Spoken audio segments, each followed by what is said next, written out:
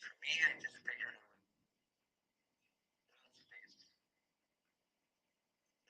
take a little around every time.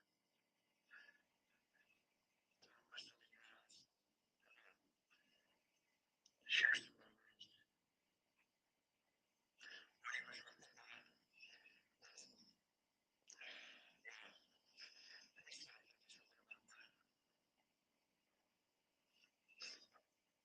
What do you know?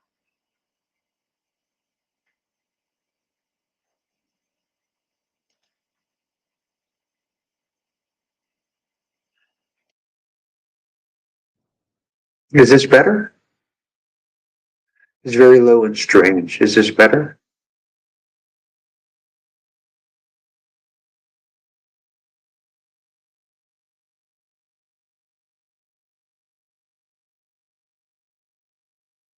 Better?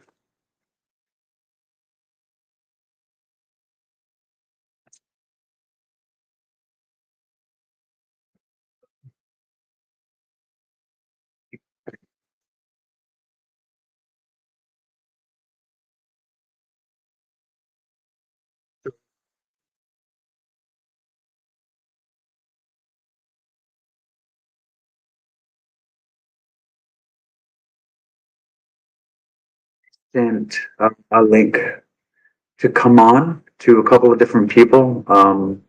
One was Agent of Doubt, but he's working.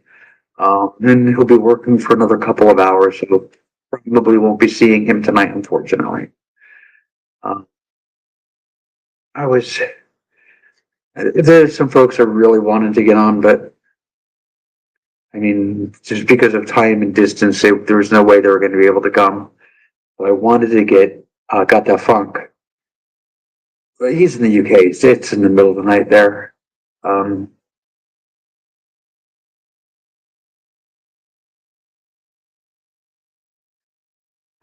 like I said in the opening, though, normally the person I would be waiting to come on to be my co-host would be Joe.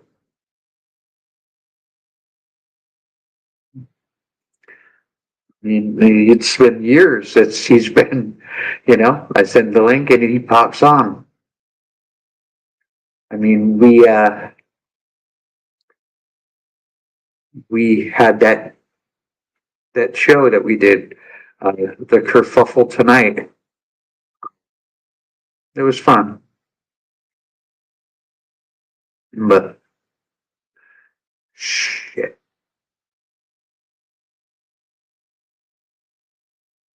what are you gonna do?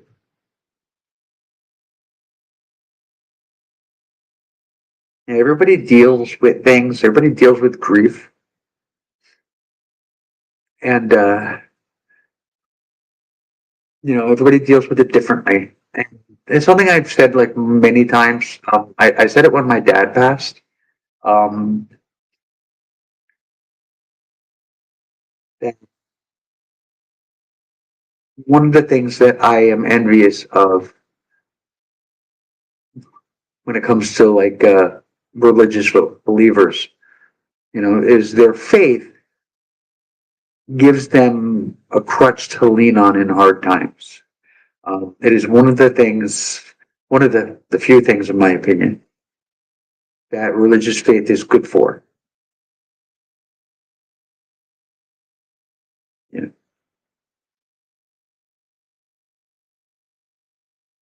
they're just convinced, they're taught, that the person that has passed is they're in a better place. And they're in God's hands, and that's all supposed to be very comforting. Um, it masks the reality that the person, that your loved one, your friend, your family member is gone, and they're just gone forever. And it doesn't necessarily make sense, and there is no greater purpose for it. And organisms die.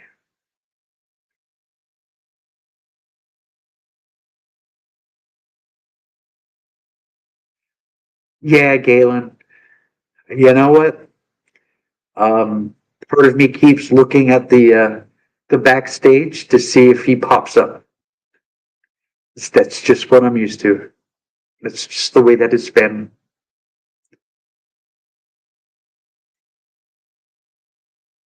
Yeah, I do too.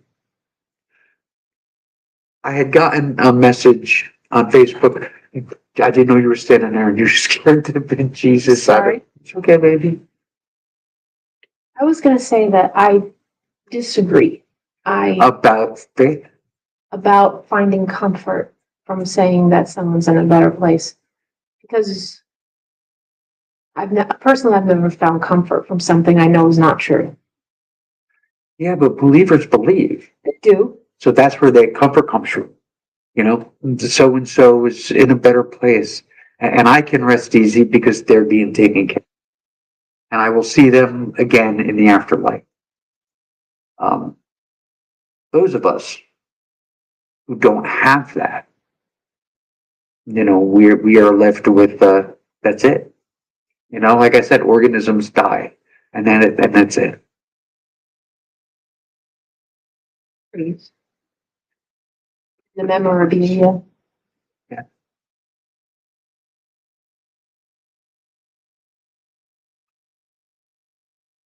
Yeah, no, I got a message night before last from somebody I'd spoken to on Facebook like once before, a mutual friend of Joe. And he sent me a message saying that Joe had passed on Wednesday. And I'm like, I don't know who this person is. I'm like, yeah, okay. You know, um, how can I get confirmation on that? Um, the air they breathe will become part of the air we breathe. Part of them still floats. We float around in our memories. It's nice. That is nice. You know? Um, but yeah, I was like, how do I get confirmation on this, right? So I'm sending Joe messages and then I'm calling his phone and, you know, no response on messages and he doesn't answer the phone. Each is calling and we're not getting anything. And the next morning I called Suzanne, Joe's wife, and she gave me the entire rundown, confirmed it.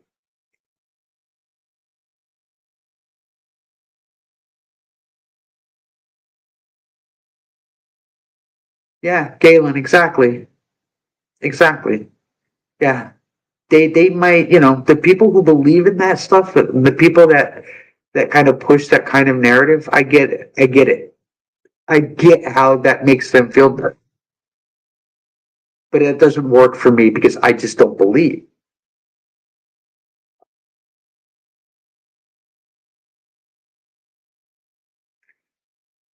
And I wish I could, you know. I'm actually jealous of the ability to just convince yourself of something like that and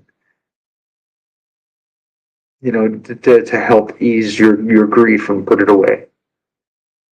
I grieve very loudly and I think it's because I don't believe. I think it's because I'm aware that ending is the ending and that it's permanent. Yeah, I hear that, Galen. I hear that.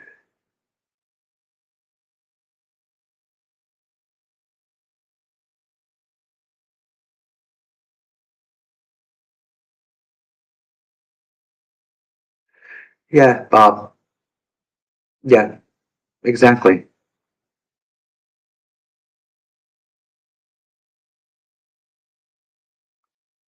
So my friendship with Joe goes back to internet drama. When Peach and I became a couple, all hell broke loose. And he was a subscriber of Richard Coughlin. He was a friend of Richard Coughlin's. and Coughlin was freaking out about Peach and I. And I'm not going to go into detail. That's old drama that's long gone. Hello. Are you there?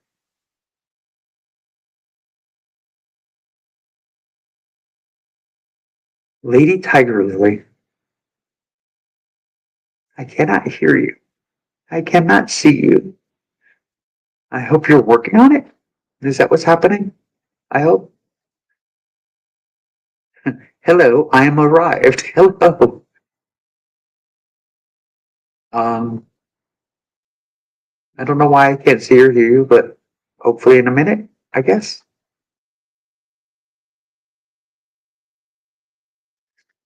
And so, like I said, I'm not going to get into the drama, the Coughlin drama.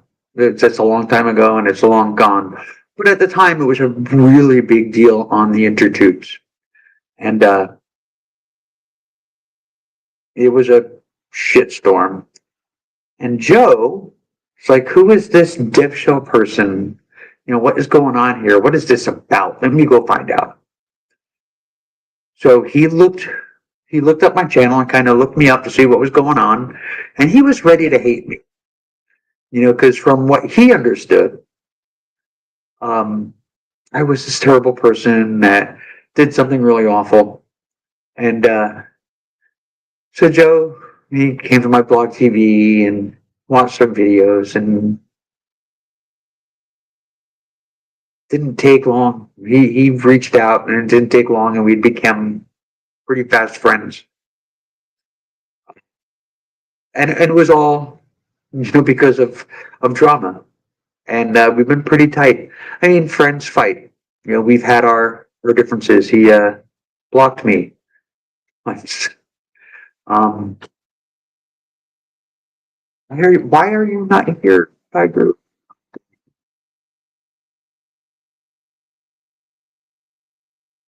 There you are. What did you? Sorry, I also was like, "Oh, I'm just gonna like lurk in the chat. That's cool." And I was like, "Oh, I'm co-hosting. That's okay. Hang on, let me go get my camera and everything." Also, you're You don't looking have. gorgeous. Hello, hello. Oh, you don't have to. If you don't want to, you don't have to. Oh no, that's because like I just look like a gremlin right now because I always open at work, so this is my like midday for me. But yes, yeah, that whole situation, every other situation, yeah, Joe's a real one. And like I said, even when we argued and I was saying he always had like some windmill he was fighting, in addition to all the other like really good, really like legitimate, wonderful things. There would be like something, some little thing that like in the end is like very endearing about him. And I was just like, I'll let him have it. He can complain about like what slang the kids are using today or whatever it is. He did like things that would just annoy the shit out of him. Right, It's and like stuff is like, man, it's there's so so many not a like you're big deal. unflappable. Right, you're unflappable with all of the other stuff. All these really big, heavy, like dark subjects, like societal problems, and but so help you if you use the wrong grammar around him or you use a turn of phrase he doesn't like, then he's on a warpath. And I was just like, May, yeah, you can may, sweat the small may, stuff sometimes. may the fourth be with you.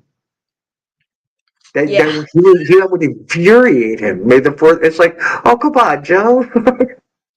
Yeah, it would be that and just like his very like forceful reaction. Not just like, man, that pisses me off. It was like, you're gonna be read the riot act about how this like makes you a low IQ person. Like, yeah, okay. You're right. Those things were actually very endearing.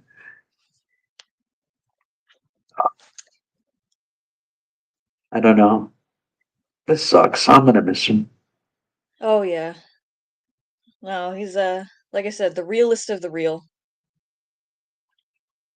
Yeah. I MMC.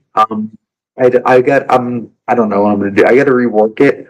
It's probably not gonna be a 36-hour event. It'll probably just be 24 hours. Uh, and he had an hour.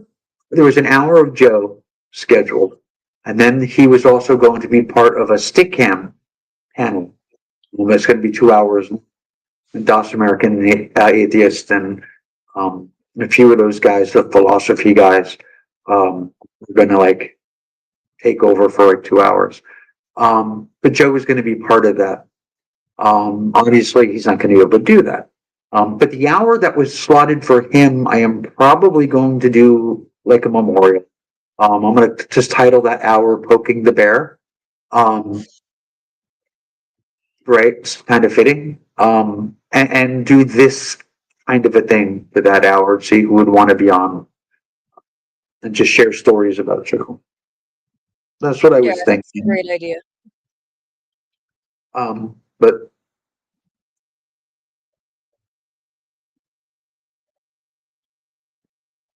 did you know also that for Madness Mayhem and Charity, Joe was the largest single donor year in and year out. And when IAVI contacted me about the donations that they had received, they actually mentioned him by name. I can Um, believe it. so yeah, Joe was, he was, yeah, the realest of the real. No, he was a big guy in every way that mattered the most, you know? Yeah, which I think it was Philadelphia. I think it was Philadelphia. We were walking. It was me and Peach and Joe. Uh, might have been some other folks with us. You might have been like right in that group. I don't remember. But we were walking and he just having a hard time keeping up. And Oh yeah, no, I remember because that's how we ended up hanging out. We all ended up like walking with him yeah, because like the group kind of like split off. I told him, I said, do not fall down because I cannot pick you up, Joe. Yeah, yeah, and then I remember he was kind of bashful about the whole thing, and we were just like, no, man, you're lifting three of us with every Three of us. step. Yeah, You're doing incredibly well, far better than anyone else, and it was hot too when we were it out was. there. Yeah. It was 4th of July weekend. Yeah. Because they had the fireworks that night. Mhm. Um, and I remember when we would stream and people would come on and just want to like jab at him for being heavy. And he'd be like, do you think I don't know what I look like? No, it's You think like I what do it this? is, when people would make comments about him, he's just like, "Yeah, I know."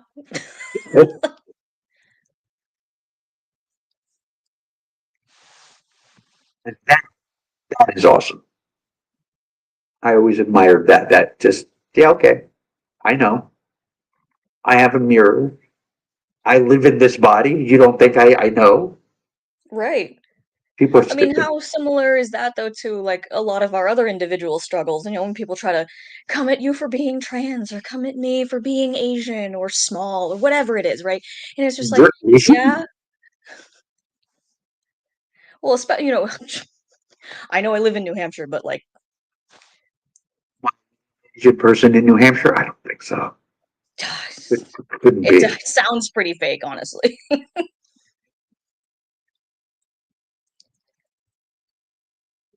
Conversation we had last night. What the fuck? I am so sorry. I'm like, I had no idea about any of this. Where have I been? How did I not know any of this? Like some of it I can, because like you said, a lot of people didn't know, and it was something that you kept to yourself. But some of it, like, how did I not know that?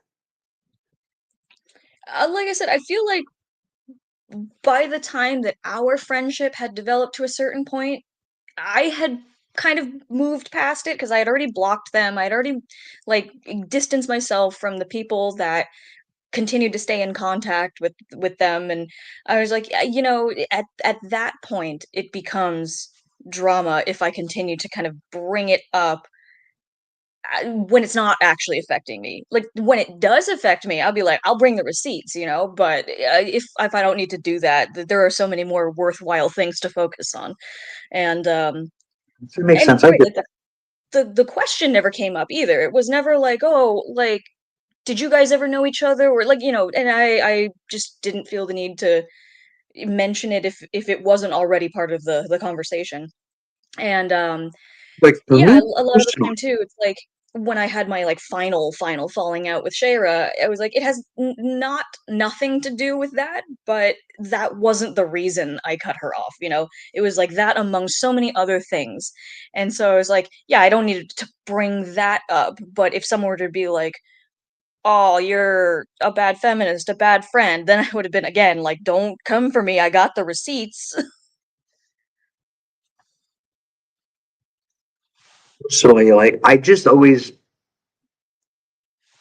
maybe it's just a position that I held within the community, just that special perch that I created for myself. I just assumed that all of us were all, for the most part, on good terms. Um, Differences, or whatever. I kind of, all of us were all on good terms, and that we all knew each other. Mhm. So I never thought to ask, like, hey, do you know so and so? Or I never thought that. I just assumed it was already a thing. You know what I mean? I also think that that's perfectly reasonable because it again, it wasn't like, so for example, if we were running kind of a smaller like a charity event or something, and it was like, "Oh, here's the list of people who are going to be hosting," and they were in it, I would have just removed myself because I'm not here to tell you who you can be friends with, but I would say, "Here's my experience. I would like you to go forward with that information so that you can make an informed decision to protect yourself." But I wouldn't have put myself in that position without informing people, and I wouldn't have just backed out without saying anything.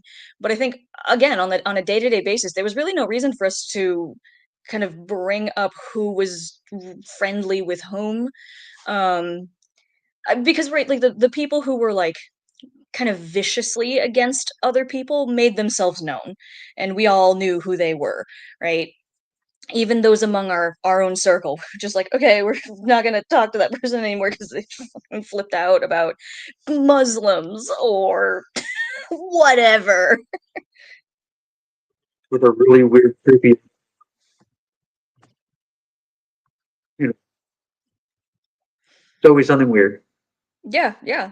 And the community, I think when it started out, before we even argued about whether or not you can call it a community, was very much like, here's this very broad, very vague, honestly, umbrella to fall under. I mean, just that, like, you kind of have no feelings either way about a deity and you don't believe in one particularly, but, you know, in there was some kind of squishy, no hard and fast rule about it.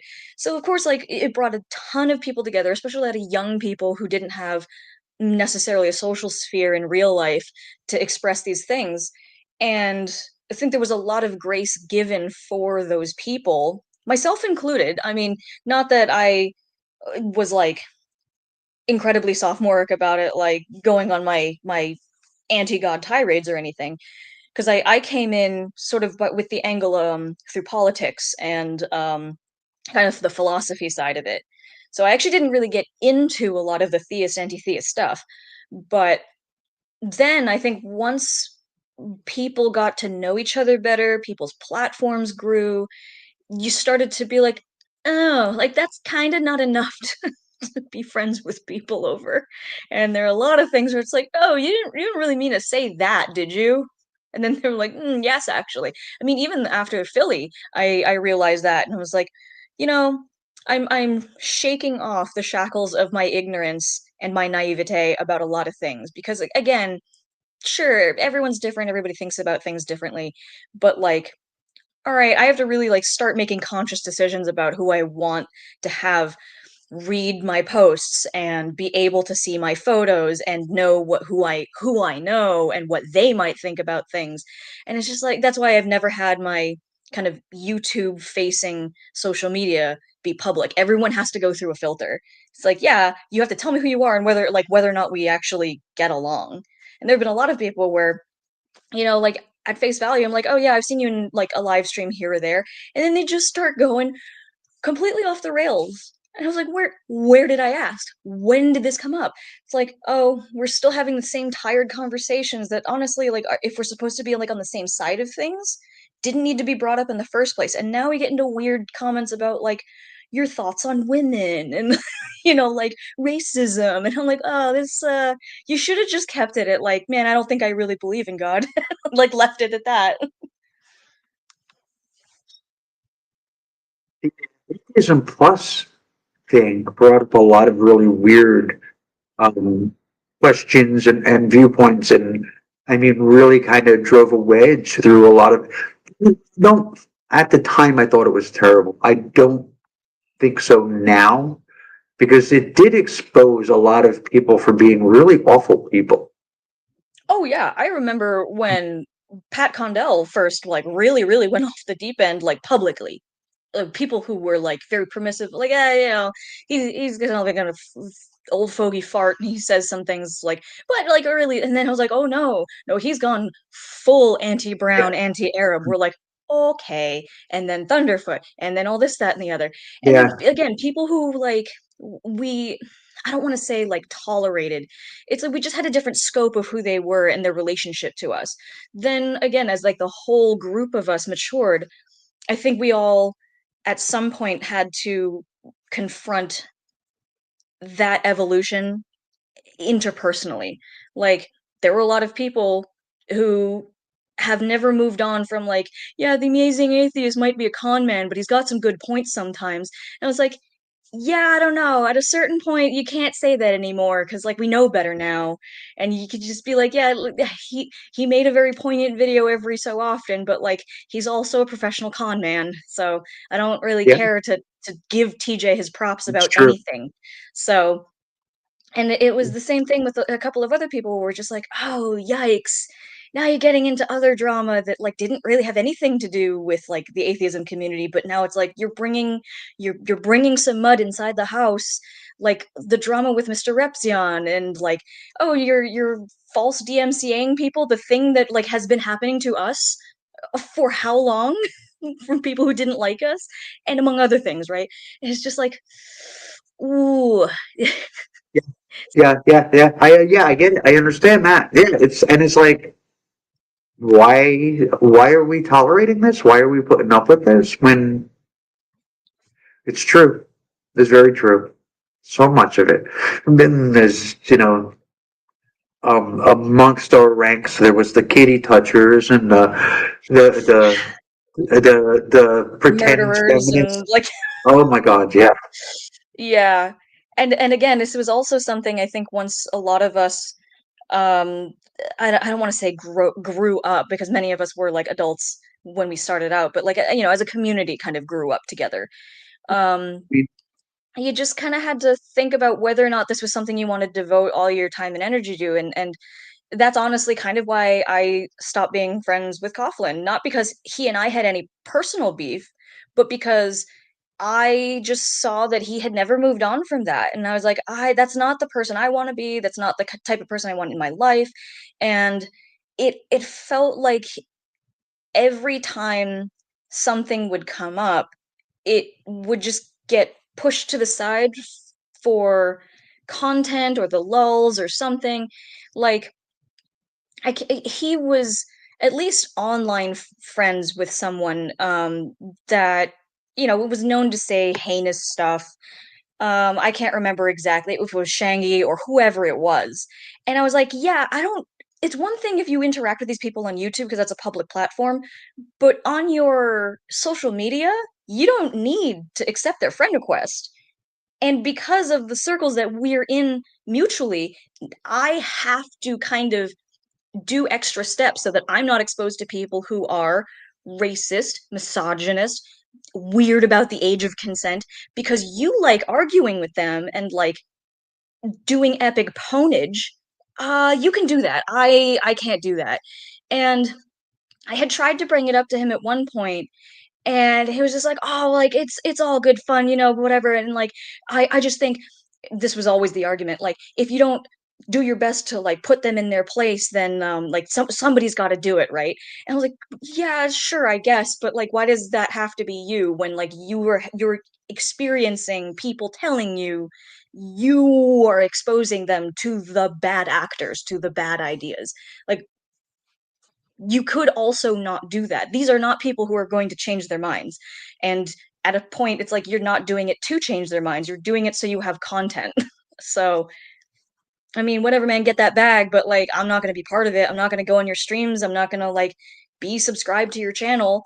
Whichever one du jour is up, like Richard Coughlin number is up, and like what hasn't gotten flagged. Like at a certain point, I'm too old for that.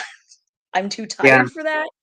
You And know, I planning when I was planning this year's MMC, and but I'm still obviously in the planning stages. But and when I was planning it, one of the things I wanted to do is to see if I can get an hour for Coughlin.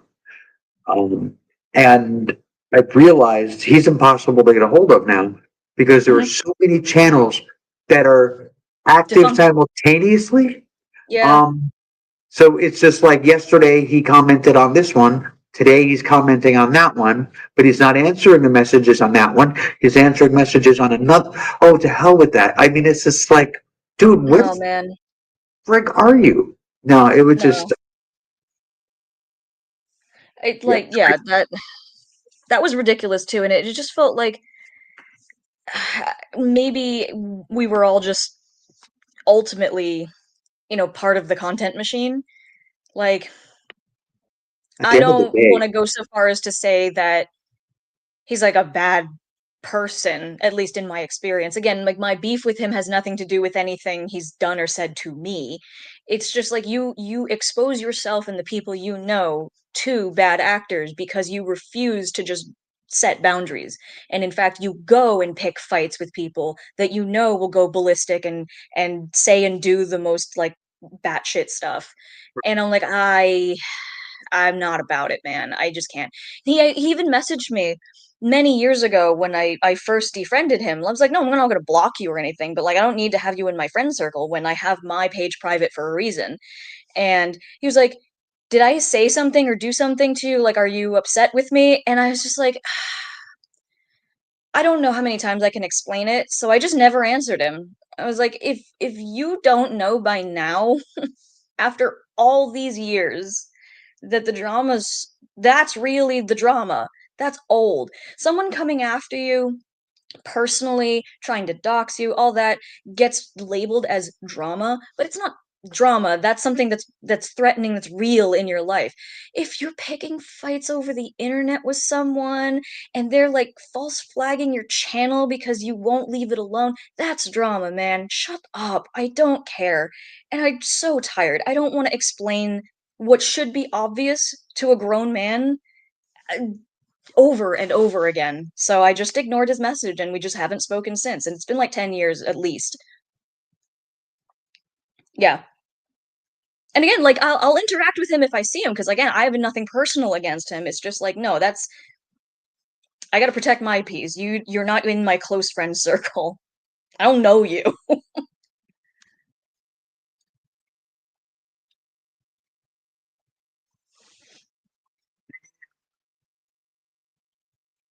I think your audio keeps going in and out, Raven.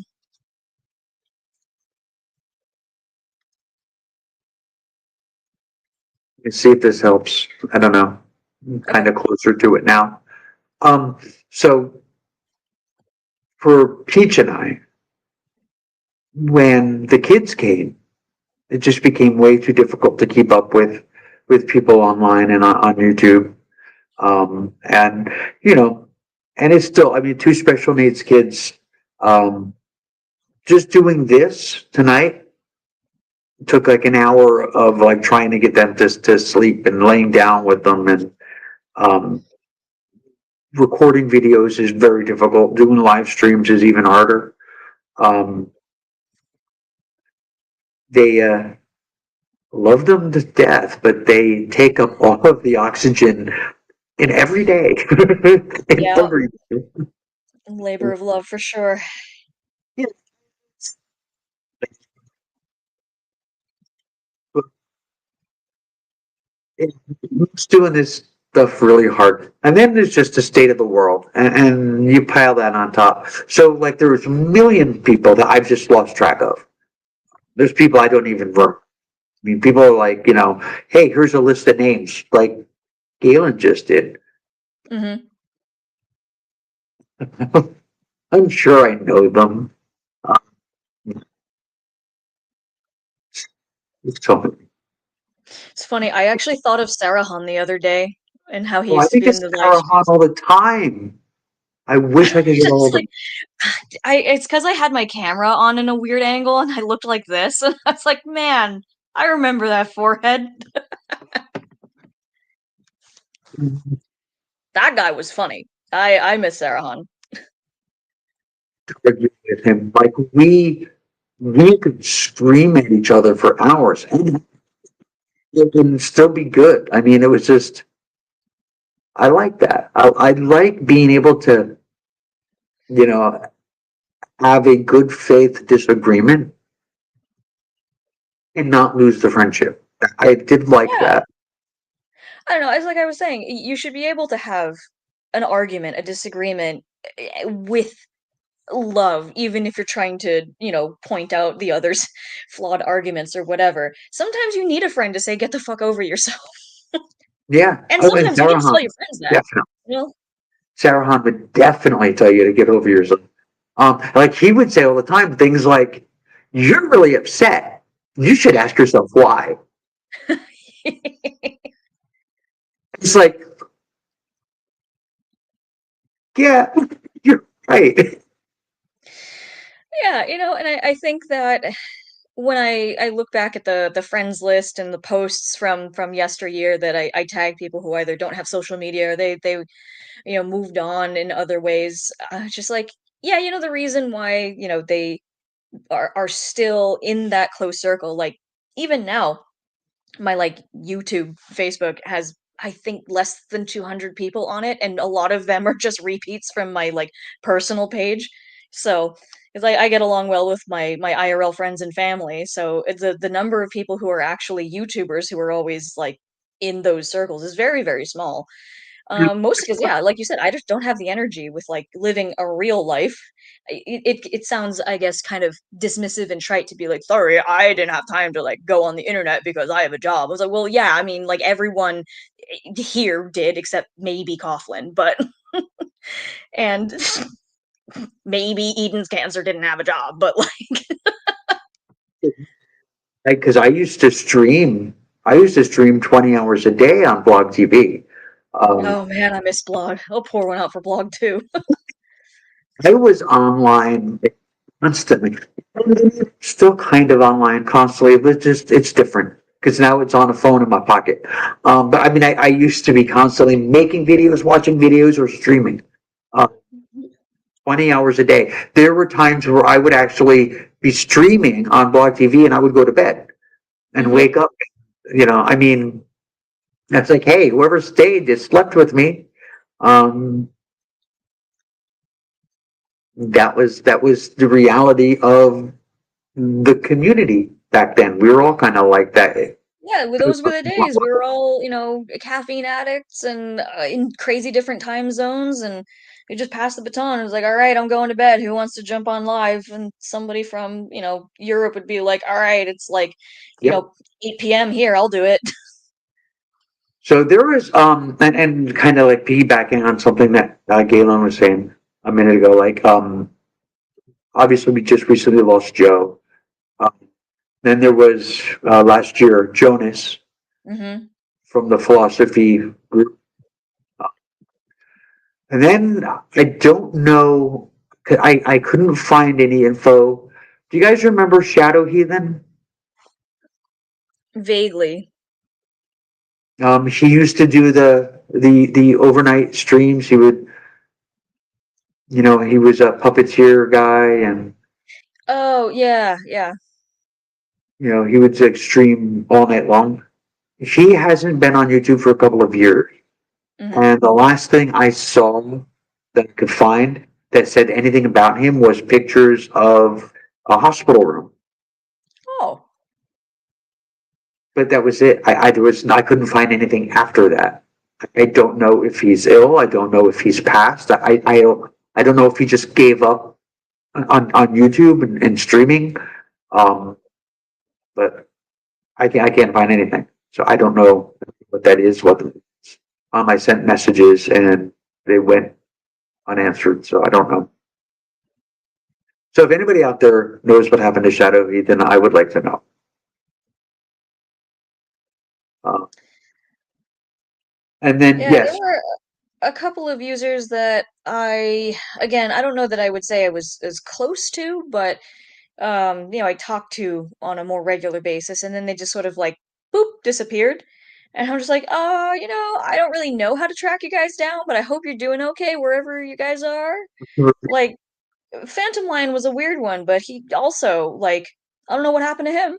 I hope he's okay. yeah,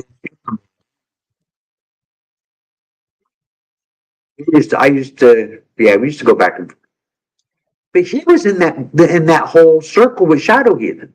Yeah, that's what made me think of it. It was like, I think that's how I know Shadow Heathen. Yeah, Yep, I remember DPR Jones too.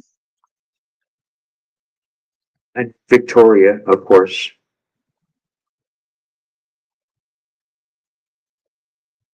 Right, Rise, Vox.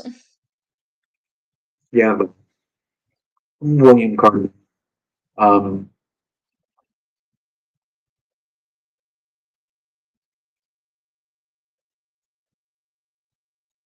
and Donald Trump's still kicking. Right, like I said, it's the real ones who go too soon.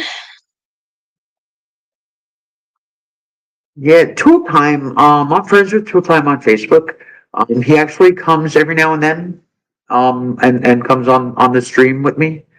Um, Yeah, I'm actually friends with the Peter on Instagram too. yeah,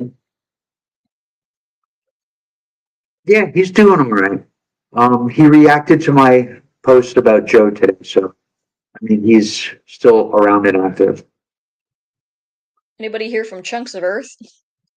Oh my God, not in a million years. Yeah. Chunks of Earth. My God, Yeah, Greg. that's the name I have.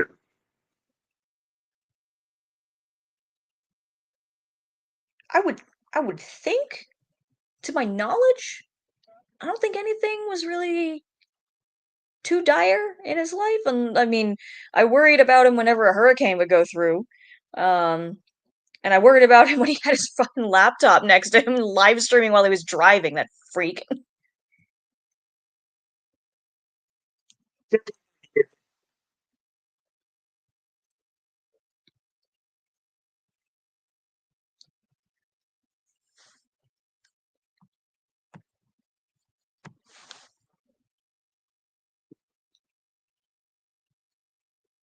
I think I lost your sound again, Raven.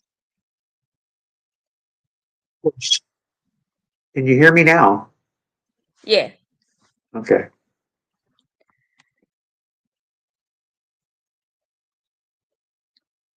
Hmm.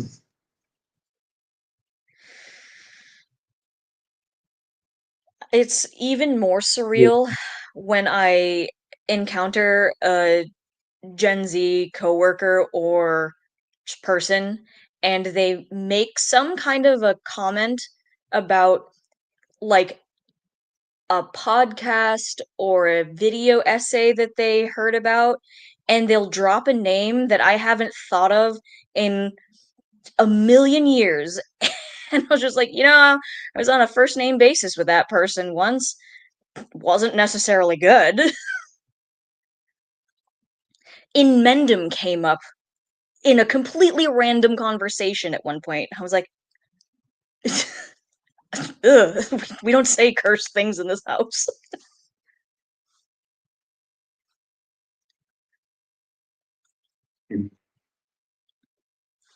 Season in jail. Yeah.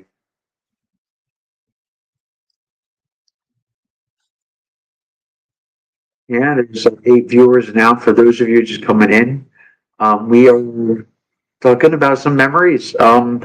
And Joe, and remembering Joe, and what he meant to us and in our lives. If you just popping in and you're not aware, um, Serious Mind, Joe, a normal ghost and one of my best friends in the world, um, passed away this past Wednesday. I found out about it 2 days ago, and was asked to keep it quiet until they settled a lot of stuff with his employees and his customers and with his business and everything. So, You're right, Galen. Garu's always like a mummified twig. so Gary he was just so creepy. I mean, I met him in person. I was at his house, um, and that was awful. I'm glad he didn't turn you into a shrunken head or whatever. Mm. Well, I mean, I was there with Zomgitz. She wanted to see him, so I drove her. I He hasn't can't. done a christening forever either. Yeah, she didn't even talk to Peach anymore, uh, and they were friends for a while. Mm-hmm. But yeah, I took her to see in Mendham, and he lives in Mendham.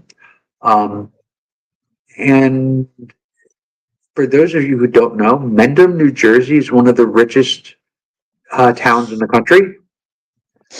A Saudi prince has a house in Mendham. It's right around the corner from Gary. But Gary doesn't have a house in Mendham. He lives in like a bungalow in somebody's backyard. I don't know if he's like a caretaker for the property or something. I don't know what that is, but yeah, he like lives Live in a in little witch bungalow. doctor. What was that? I said maybe he's a live-in witch doctor. Maybe. I took Zomgitz there to see him. She wanted to see him. They've had some kind of weird special relationship, and I'm like, Oh, I can't relate. I, I, I don't get it. It's not my job to get it, I guess. But it was just so weird and creepy. He was wearing. Do you remember like well, you're so young, you wouldn't remember this, but Galen, like 1980s like gym shorts, Ooh, where they're really ooh, really short. Like yeah, the men kind of should not wear like bloomers. short. They're like bloomers. Yeah, so he was wearing those, um, and like a t-shirt, um, and it was just so uncomfortable and weird. And he just kept calling her my Catalina, Ooh, ooh, and ah. then he asked me to Oh, of leave, course. and I'm like, no, not on your life, buddy. I'm not leaving with you. Oh It, man, it was just so creepy. I remember having to try and explain to you, James, that I wanted him to take a video down because we had all been in like a group chat in someone's stream or something like that. Or maybe it was like commenting on videos back and forth because I was never like friends with him. So I just saw that he had lifted a story I had told about um SA that I had experienced in my life when I was younger, much younger, and he used it to make a video. And I was like, you need to take that video down right now because what I say in confidence to people that I consent to tell is not something that you're allowed to make content out of, especially when it kind of weirdly pivoted towards like his fetish for Asian women. It was like, oh, like, they're so strong. And like, for example, my friends, so like Tiger Lily, blah, blah, blah. And I was like, first of all, we're not friends. And we're certainly not friends They're after so this. they're Secondly, it's so like, strong. What was he it, gonna stack stuff on them?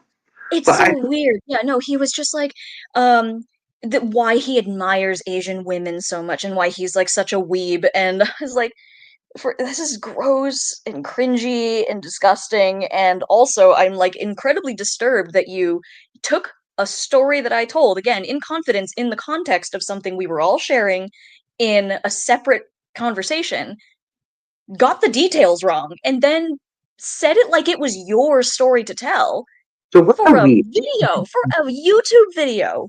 What's a weeb?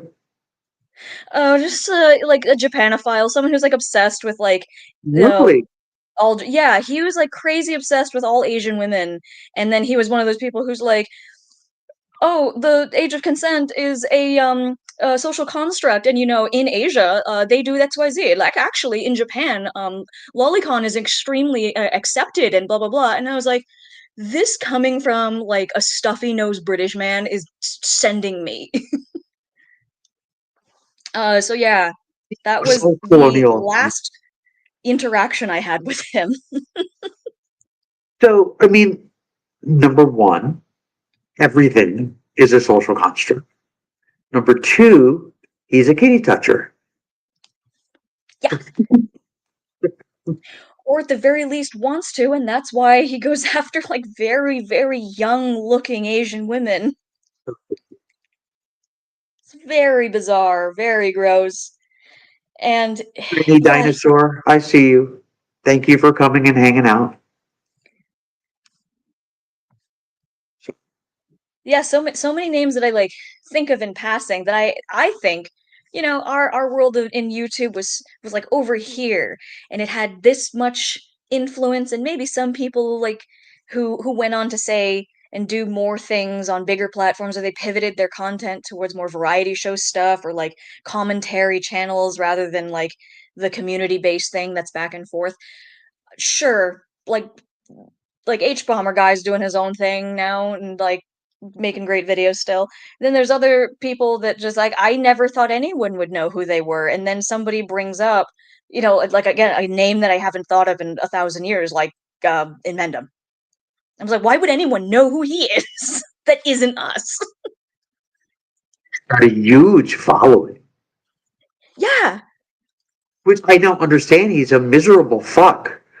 I yeah, mean, but he's got a huge following. I mean, he's made the news several times.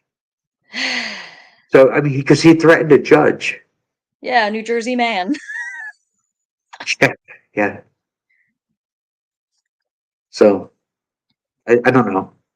I don't know. I the state of the community. I mean, and you still have there's still Mr. Deity and the Thinking Atheists and Aaron Ra. They're still doing their thing. Yo, Aaron Ross. The Godless Engineer still doing the same kind of stuff. Um, Bionic Dance is gone. Yes, we did it, Mr. President. We got Um, she Bionic Dance is gone. She's kind of shied away from the camera. Um, she she does have another channel. I don't know if she wants it to be public that it's her channel. So I'm going to respect that and just not give the name. But she does have another channel where she does things where she's not so much on screen. I think she does like some of her animation on there, and she does Oh, yeah. Didn't she gaming. make that a while ago though? Because I feel like she changed her Facebook handle at one point the last time I saw her, and I think that's when she maybe started it. Um, because this sounds really familiar, and I remember coming across a video where yeah, she's just kind of talking and drawing, but like you don't see her face. Yeah, these are. Did it tell you when the channel 2014? Yeah, okay, so I think I know that one. Or of that one.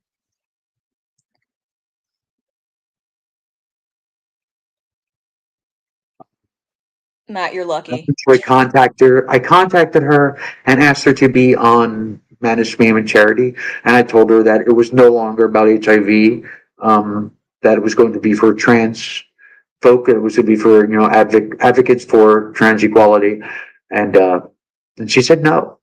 Um, That's fair, I guess. She's been and moved on from there. she was polite about it. You know, it wasn't a fuck you, no. She's, you Oh know, yeah, became friends again on Facebook. She sent me a friend request. And, you know, so, okay. I went and I checked her YouTube channel and there's like no activity on there, which was shocking to me. Um, she had this cycle that she seemed so dedicated to for so many years. Like there hmm was like, you know, all babies are atheists season. You know, it was always the same time of year. And that just stopped. Um, when a couple years ago, um, it was a couple years ago.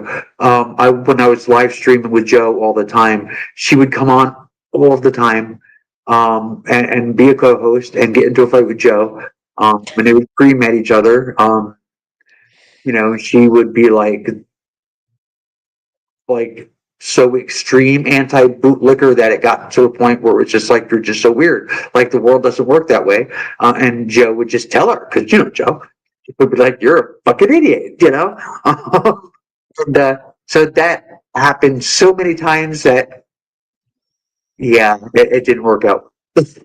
But there were people that would be in the chat that would be like saying to her that you're clearly a man and that you're trans, and I think thought they're talking to me, and I'm like, I'm trans. You're right. And they're like, no, the other one.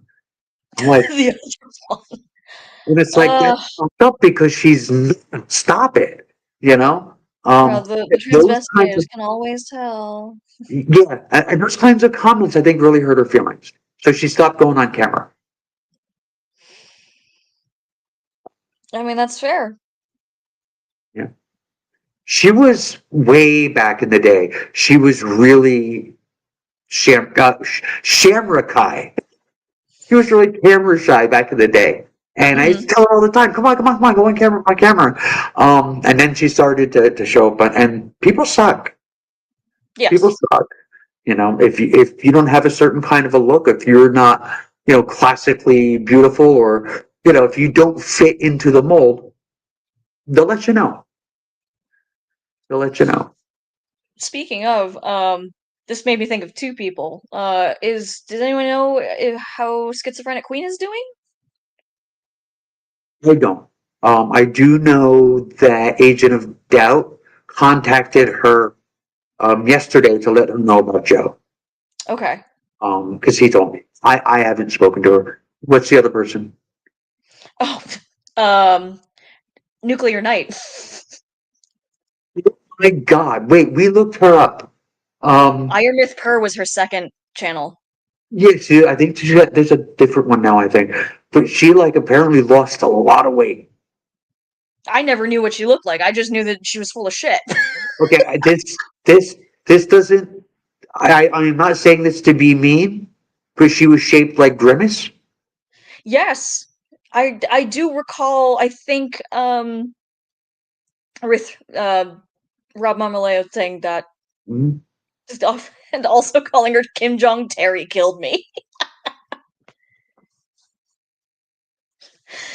Uh Yeah, again, I can only hope that people move on from their cringy, terrible takes from the early 2000s, but she really appears to. She really appears to have.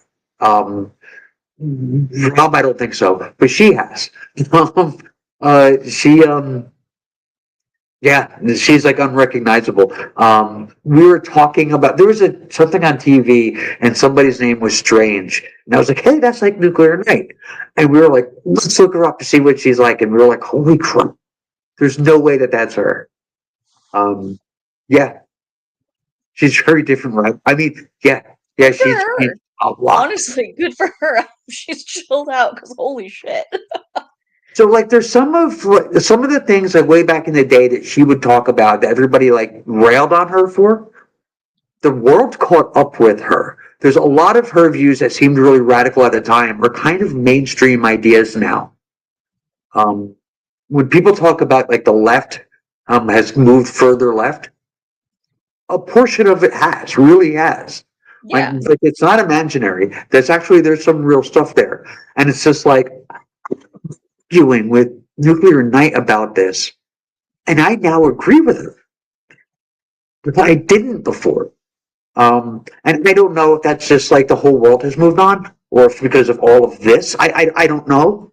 Um, because obviously my experience with the world has drastically changed since those days. So Yeah, I mean, I remember, I think the things that I argued with her about and the things that at the time you argued with her about might have been flavored differently. Because I remember her saying that, like, if you're ethnically Han Chinese, you're not oppressed because they're the majority in China. And I was like, I'm not. And there were some other things too about, like, when I would say, like, I'm not anti-communist because I'm pro-fascist or pro-capitalist. I am anti-communist because of things that I know about communism. And, like, from my family's lived experience with the Chinese Communist Party, among other Asian communist parties. And it was just like, oh boy, we're gonna get into it now. I don't know where somewhere I have Eden Cancer's video to her. It was a masterpiece, just destroying somebody. Um, I miss him. I don't know. I don't fully understand what happened to him, but he's like hiding from the world. But yeah, I mean, this the video where he like has little clips of himself that is sped up and he's like, the harpoons, smack them. And it's just, what I'm talking about. Yeah. Love that video. I have it somewhere. I gotta find it. I saved it. I was like, oh my god, that's one I have to keep. We're talking about Nuclear Night and Eden's Cancer. I talk Yeah, to no. Tyler every now Eden's and Cancer is then. funny as hell. I'm Yeah. still friends with him on Facebook, and I never see him, so I don't know if he ever logs in. He's never. Every now and then I talk to him on Discord. 'Cause I'm friends with him on Discord, and I have found it's the easiest way to get a hold of him. But I mean, if I leave him a message, it could take weeks before he sees it. Um, and then like he gets into, well, you know how he is. He gets into these Yeah. whole. He doesn't want to talk. He's depressed, and then I get Yeah. worried about him, and then I send him a picture of my boobs, and everything's okay. I don't know. Whatever it takes. Tommy from the Bronx pops in here every now and then. Um, and he pops in here, and he leaves comments on some of my videos. So he's still.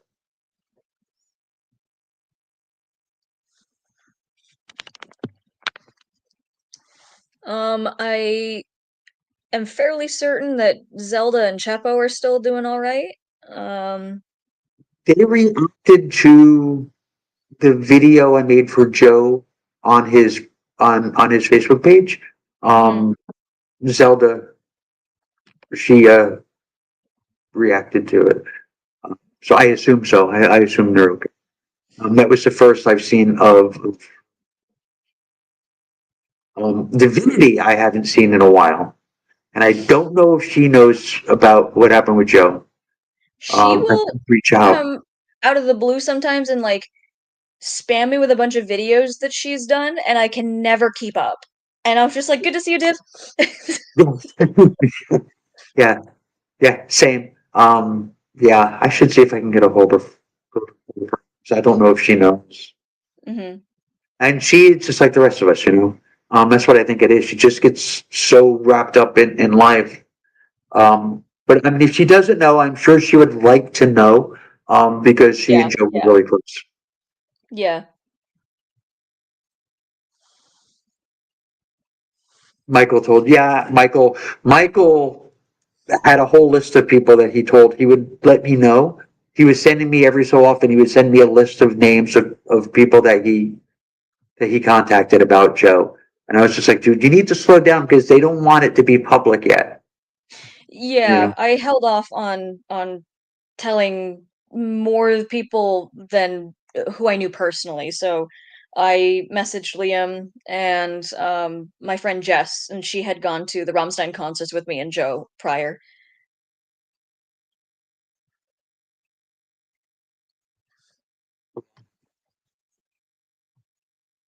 As discussed at the beginning, he's a real one.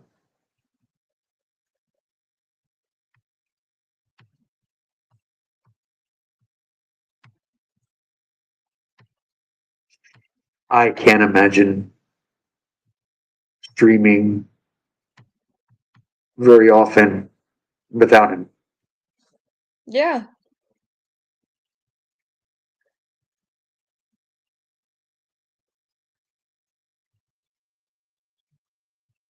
God, his health problems. We were watching, we were watching, I don't know, it's his, I don't know if it was My 600 Pound Life. It was one of those YouTube channels where it's all the heavy people that lose weight. And there were so many of them. Oh, Stick Bug. Wonderful. I'll get you later. Anyway, there are all these people, they like video after video after video of, hey, this person lost all the weight and then they died. So we were just like talking, not knowing Joe was already gone. And I was just like, I am so worried about Joe because like a lot of the people, like they were on Ozempic, they lost a bunch of weight and then they died. There's people that were on Ozempic, they just went on like these extreme diets. They had all their excess skin cut off. They had those surgeries and then they died. And I was just like, Joe was losing a lot of weight, I haven't spoken to him in a while. I should check in with him, and Peach is just like, yeah, I mean, he really finally like, he's sticking with this and he's doing so well. And, I hope he's doing okay, not even knowing that he was already gone. Um, that Yeah, sucks. I mean, we had been talking about like bone and spine issues because I know that he was really nervous about whatever's going on with his neck. And he talked to me a little bit about like other issues he was having, like his heart circulation, and I was like, "Yeah, man, you got to really be careful because like it's true, the weight loss journey is important for your health, but these things are a network, like you can't be so focused on one that you end up, wrecking your kidneys or like, stressing your heart or especially when you're on a GLP-1 that really messes up a lot of other things and messes with your gut biome, so you're not getting the nutrients you need and all these other things. And so it was really encouraging for him to be posting how he was like, wow, look at you. Holy crap. You're doing that damn thing. And then, he was telling me he was nervous about like a lot of his doctors meetings later on to like check his progress and prognosis about stuff. But after that I hadn't heard anything until you messaged me. And like I said, when you asked if I was available to talk, I was like, I have the most sinking feeling I know what it's about. So, and The only it's one. So there it's was hard somebody because I else, mean, look, he Steve was Shives. doing the damn thing. Steve Shives. When I told Steve Shives, I asked him, I told him, I don't know if you have heard yet, if you're not busy, and talk. And when I told him, he said, I was afraid that's what you were going to say. Uh, and then Aaron Ra, I tried to tell him, but he just was way too impatient. And while I'm typing, he called me on Facebook. It was just like, so I told him, and he was just absolutely shocked. Um, Hmm. and I was, yeah. Mm. Yeah, it's always the hardest call or message you have to make. And sometimes even, do you just spit it out or do you try to break it to them easier? And like I messaged I had my no my friend to say. Jess and I was like, you didn't know him personally. Well, first of all, I asked her because she'd been going through a lot too. I'm like, are you in a an okay place to hear some sad news. And she's like, "Do you mind if I hear it tomorrow?" I'm like, "I will tell you the story that which is short tomorrow." And so I told her this morning, and yeah, she luckily had some time to process it because she was like, I was immediately overwhelmed by how kind and welcoming Joe was. Like he didn't know me, and we ended up going to see this like very expensive concert together, and he drove us and made sure we didn't miss our train, and we crashed at his place and played with the dogs and got Indian food together, and it was a great time.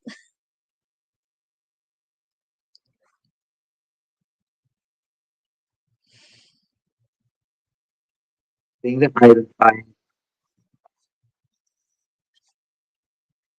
was his ability to self-diagnose, Mhm. his ability to take all of his beliefs, put them down in front of himself, and separate them and weed out the ones that don't serve him or are false. Um, he was good at reevaluating the things that he believed. So many Mhm. people, you have no concept of how to do that. Oh yeah, I mean that's why even when we did have arguments and he would go on a tirade about whatever, we could always come back, right? Because it's like, right, I give you grace and don't hold that against you, and know that you're in that process of sorting out your feelings and thinks about things. And like I said, he felt and thought with his whole chest, and I admire that and so much. Story several times actually on the live streams. He would tell the stories about how he made peace with LGBT people. Mhm. It was a common one. And that when he was young, he believed certain things or thought certain things, and you know, he sorted all that out. And like, why am I going to give these people a hard time? They're not doing anything to me. Yeah. We had glorious conversations. This is beautiful. Yeah. Absolutely, absolutely. That was one of the reasons I loved having him on the live stream so much. I mean, he could keep a conversation going. Well, actually, funny enough, too, like I said, the first time I met Joe was the Philly Godless Gathering, and we had talked a little bit over Skype, a little bit over YouTube messages, and that was when he said, "Are you going to the meetup in Philly?" Because I know this might be a bit forward, but if you are planning on going, I have a room. There are two beds in the room. Like, don't worry about paying me back, whatever. It's all at your discretion, your comfort, and like I'd be happy to have you there to meet people. And if this was the only hurdle that you didn't have like a hotel room, then like you can stay with me. And from the minute that he picked me up, from the train station, we just hit it off, and it was that me who barely fit. I probably needed a booster seat in his Dodge Charger, or was it a Chrysler 300 or whatever. And then there Yeah, was, yeah, yeah. yeah, like wonderful big soft kind-hearted Joe next to me, and we are Big giant headbanging teddy to bear. the Oh, new Rammstein like CD, and we get to the hotel, and like I meet everyone and everything is great. And then that night, I remember we just yapped until fuck all in the morning. And it had to have been like 4 a.m. And we were both half asleep, still like partially conscious fugue state, yapping at each other about something. He'd be like, "You know what I just thought of?" And I was like, "Yeah." And I'd do the same thing. And it just went on for hours and hours and hours. And it wasn't weird or awkward or anything like that. And then in the morning, it's just like, "Do you remember that conversation?" I'm like, "Strangely enough, yes, but I also remember that we didn't make much sense by the end of it." riches in despite his ignorance on it too. A point few offer, and then he had a great discussion on such. Yes, Mhm. yeah, that makes sense. That was the Joe I knew. Mhm.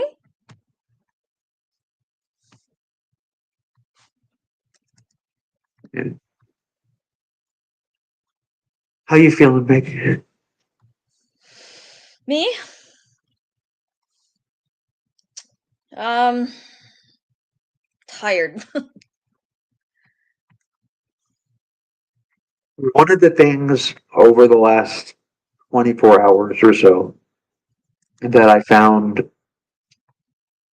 to be very touching was how many people sent me messages asking if I was okay. Um, and I said to Zonstar, um, that's a testament to our friendship. Um, Everyone in our circle knew, that we were tight. You know, it's like they came to see how I was. So ask Suzanne how she is. I'm okay. I'm okay. I'll have my moments, but I'm okay. Ask Suzanne. Suzanne doesn't even know how she is yet. Yeah, no, I'm sure it'll hit her in waves like it always Yeah. does, and hard. Um, Eric's okay. I mean, he is probably one of the most steady and stable people I've ever known. Like, Hmm. he has a life with no waves. He's just solid. Yeah.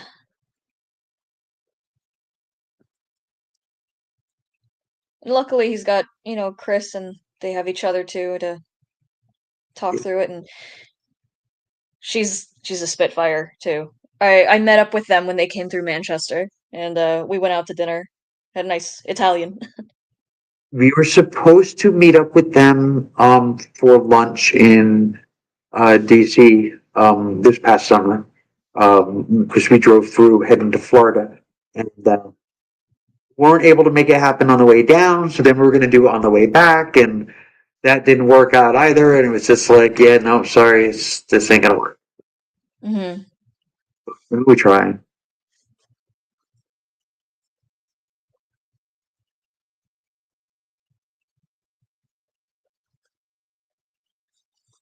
And see, we went at it hard.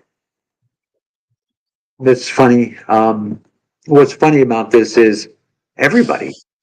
I mean, you want to get Joe going? Talk about the MCU. Uh, Joe and I, oh my God, this is terrible. Joe and I berated Kazoom for hours one night, just one night, several nights. It was just like this nonstop barrage of, what are you fucking stupid?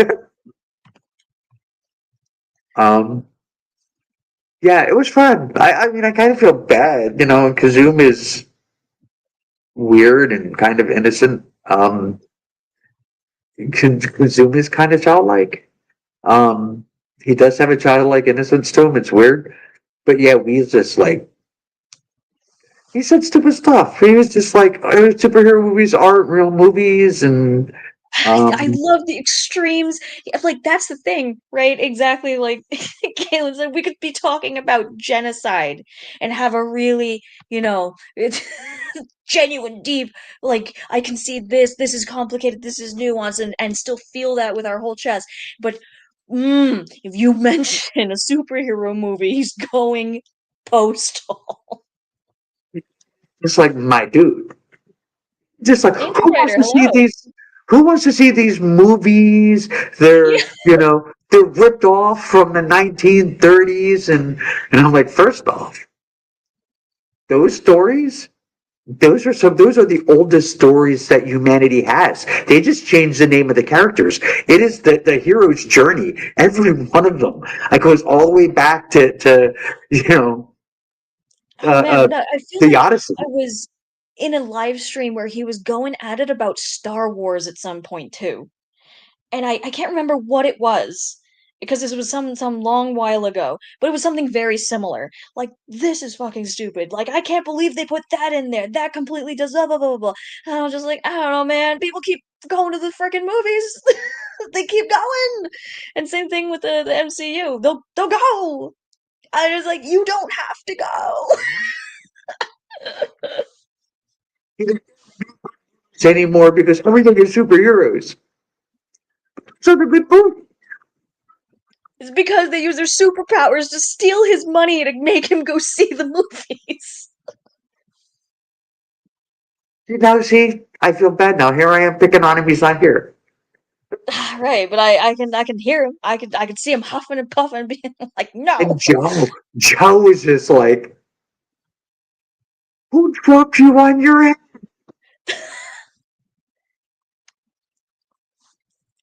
Look at And Zoom. like I said, nothing by halves with him. And he celebrated with his whole chest, and he raged with his whole chest, and that was like, well, one of my favorite things about him. So we berated the Zoom for the two of us. We were just like, and then we went on Facebook. Then we went on Facebook and we would just like talk about him back and forth on posts because we were both friends with him. So we know that he saw them and we would just not mention him by name, but we talk about the topic over and over and over just to dig at him. Joe was very much my partner in crime. Yeah, yeah, funny times. Oh, Star Wars. Yeah, Joe with the newer Star Wars. Yeah, no. You Oh don't my want to talk God, yeah, no, that, yeah. to I can't remember because I feel like that one community clip that everyone's is where like you walk in and everything's on fire. That's what it felt like. Like, hey everyone in the live stream, and Joe was like having a whole tirade about this. I'm like, well, it's been real. So he had that about like the new Star Wars, right? That he absolutely hated it and he would just like, right? But the new Star Trek he didn't like either. But his point of view on it was so different, where he would be just like, Yes, well, we're not the target audience anymore. It's the kids are the yes, target audience. So it's like, why can't you apply that same logic to Star Wars? yes. When Same he would go thing. off on this stuff, and I would Joseph, my dear boy, say it again, but slower. And now just just one try it. Then I was like, no, no, no, this isn't about that. He's just buddy, big feels. And I was just like, I get it. When you grow up with a certain thing, it means something very deeply to you. I have another friend who's kind of like that, and I'm just like, Chad, is this real? We're really getting like this creased about a show that we don't watch. Steve Shives, when he talks about all that kind of stuff, where he talks about like what's canon, he's just like, it's a story. Yeah. What difference does it make? And I'm like, no, I'm sorry. I kind of like the canon too, because, if somebody's supposed to have green blood and now all of a sudden it's red, that's a problem. I'm sorry. Ugh.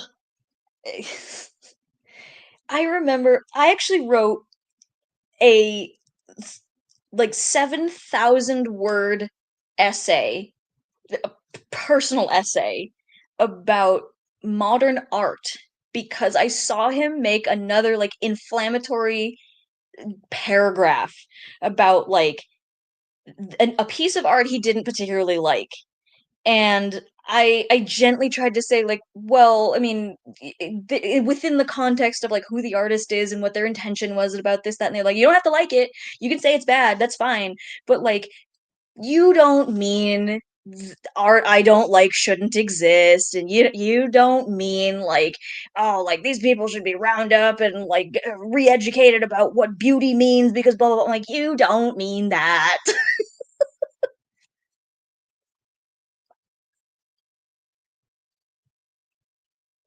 But yeah, he would choose that thing, and that was his thing for the next, anywhere from 10 minutes to the next week.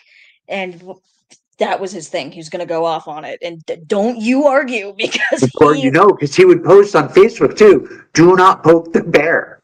no, like, don't post. Don't post. So that's why I'm saying, so come MMC. So the hour that was going to be his will be the hour for poking the bear. That's, That's a great name for this hour too. I think that's great.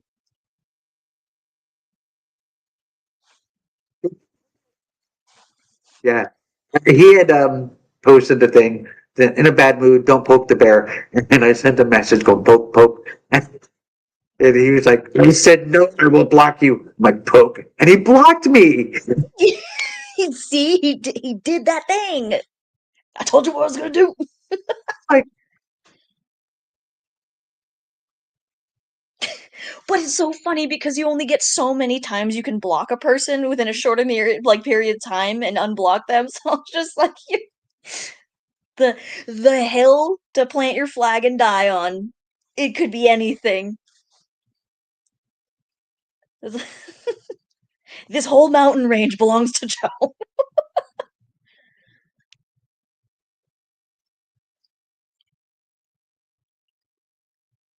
sometimes some of the stuff that he would get really upset about, and we would end up talking about it, and I'm sitting there going, "This is a real thing you got into a fight about?"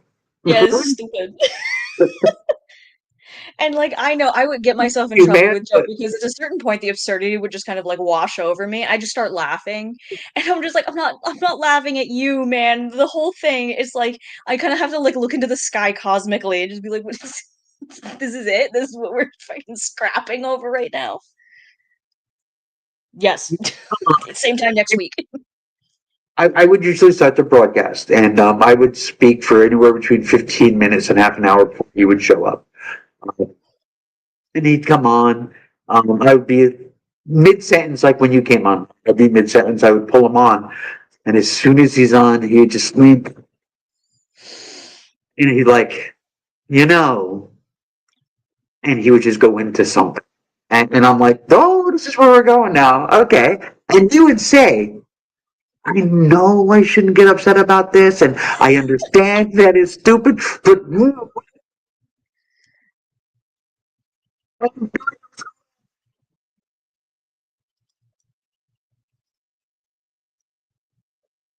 I felt he did somewhat that was unbecoming his character. It challenged him.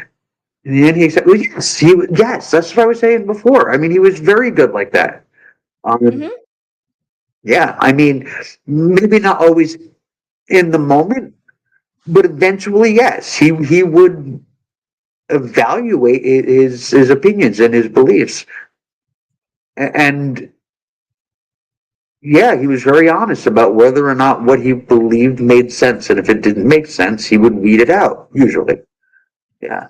He was very good like that. That was one of my favorite things about him.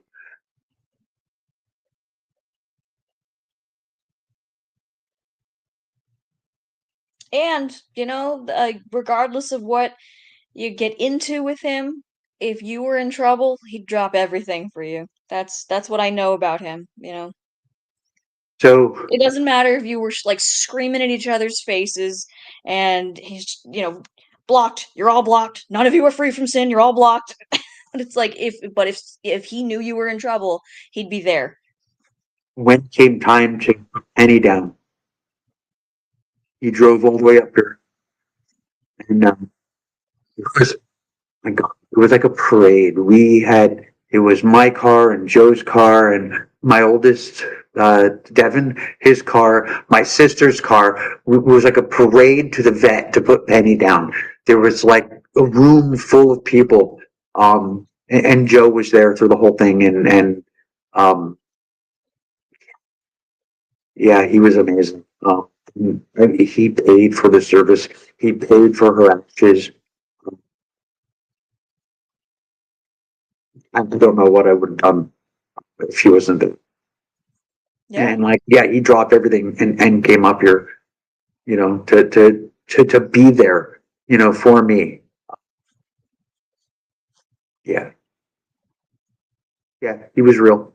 He was the realest of the real.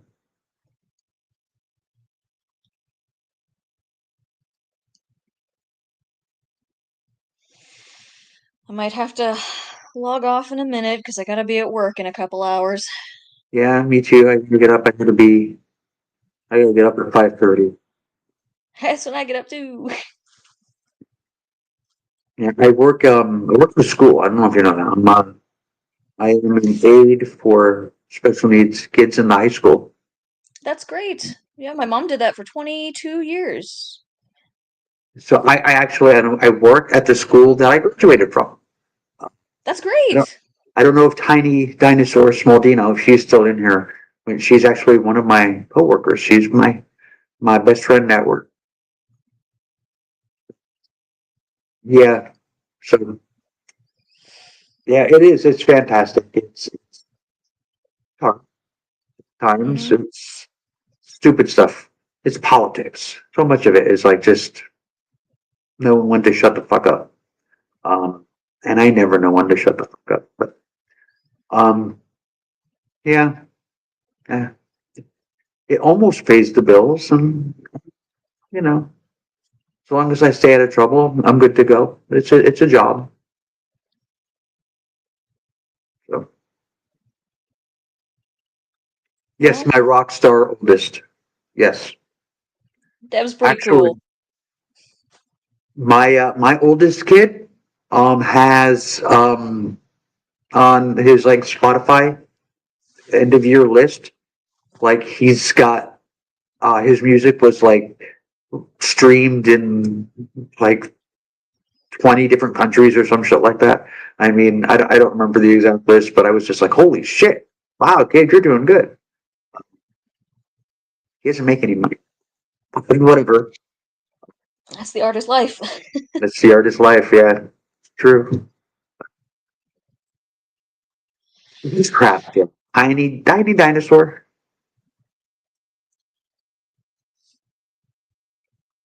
Thank you so much for coming on.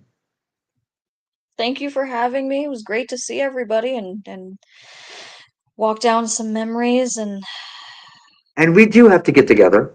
Um, yes. and we can relive Philadelphia. We can walk through maybe New York, singing Pat Benatar and Bruce Springsteen. Um, Yeah, I mean we don't have to relive Philly, but we can see each other. well, your experience in Philly and my experience in Philly were different, um, but we had a good time walking around singing. So It's funny, my dad was born in Altoona, or like he grew up in Altoona.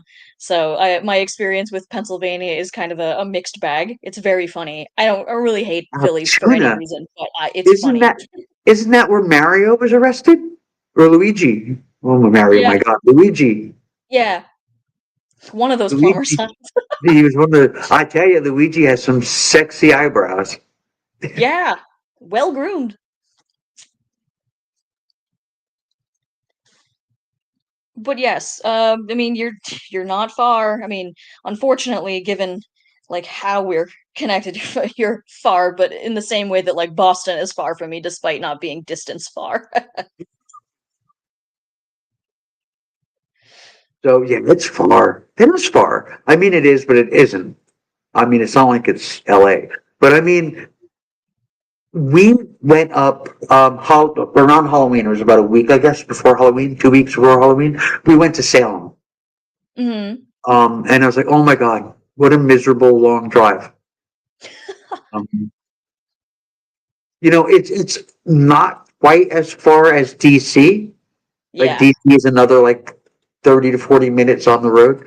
Um, so it's not quite as far, but I would rather Hate do that that drive drive too. Hate that drive. to DC. Yeah. Yeah, I'd rather that drive than drive to Salem again. There's something about it was just like, oh my God, would this ever fucking end? Um, Yeah, I take the train. I'll take the train. I have no idea even where to get the train to go to Salem. I think if we ever go again, maybe we'll look into that. But yeah, Hmm. oh God, it was awful. But, but how far from Salem are you? Salem, Mass? Yeah, Um, no, Salem, like, Oregon. I mean, there are a lot of Salems actually. I It's know. like they were very creative when they named a lot of the places around here. Um, I think about like an hour and a half. No, it's not that far.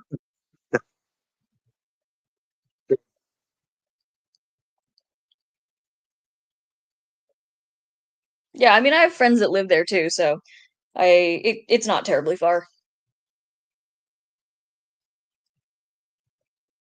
We got to get together. Yeah, We, sing, sing our hearts out. we, we, yeah, I mean, I was thinking too, like I should compile a little memorial playlist for Joe. All songs that like I know he loved and like remind me of him and that what we shared together. Ozzy. He was a huge Ozzy fan. Mm-hmm. That's why I had to search for the music for the video that I made is Mama, I'm Coming Home. I found a really nice instrumental. And I was just like, oh, this is beautiful. This is perfect.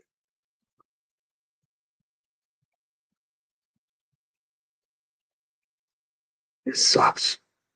Yeah. But you know, we're still united in Joe, you know? Here we are, right?